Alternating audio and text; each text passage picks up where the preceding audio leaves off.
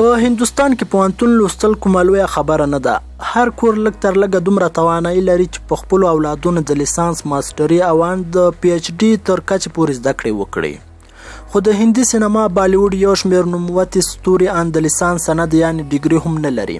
ځینو خو ان د پوهنتون مخ هم نه دی لیدلی او یو شمېر نور یې بیا کالج په نیمه کې پرېښی دی. سلامونه دوستانو، په دې هیله یم چې روغ او جوړ باستئ. دلته یو څو مشهور هغه له تاسو سره شریکوم. لومړی امیر خان چې په بالیوډ راج چلوي او د دنګل په څیر د تاریخي ریکارډ جوړونکي فلم ستوری دی یوازې تر 12م ټولګي زده کړې کړي دي.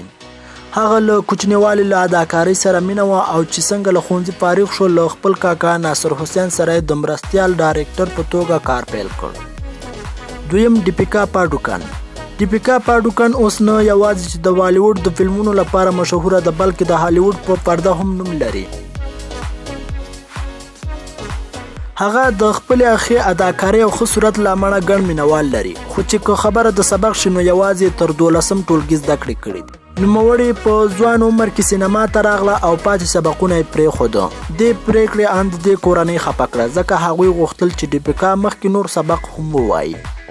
دریم سلمان خان چې د بالیوډ بای یعنی ورور یې بولي کالج یې په نیمه کې پرېښود. هغه د حقوقو په برخه کې زده کړې پیل کړې خو په نیمه کې پرېښودې. هغه اوس د لیسانس سند نه لري.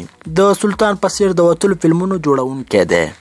اکشای کمار نه یوازې ښه اداکار دی بلکې یو ښه اشپز او جګړهمار هم دی. هغه په فلمونو کې د هر ډول رول لپاره مناسب دی او د همدې له امله ډیر مشهور دی.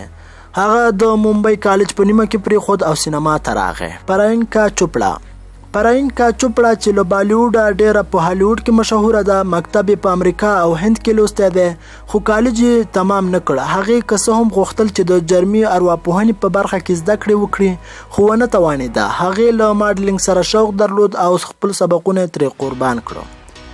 کرشمه کپور د 90مو کلونو وتلې سینمایي ستوري ده. نوموړې ان شپږم ټولګی هم خلاص نه کړ. 14 کلنه وه چې لومړی فلم یې پریم قیدي یې خپور شو.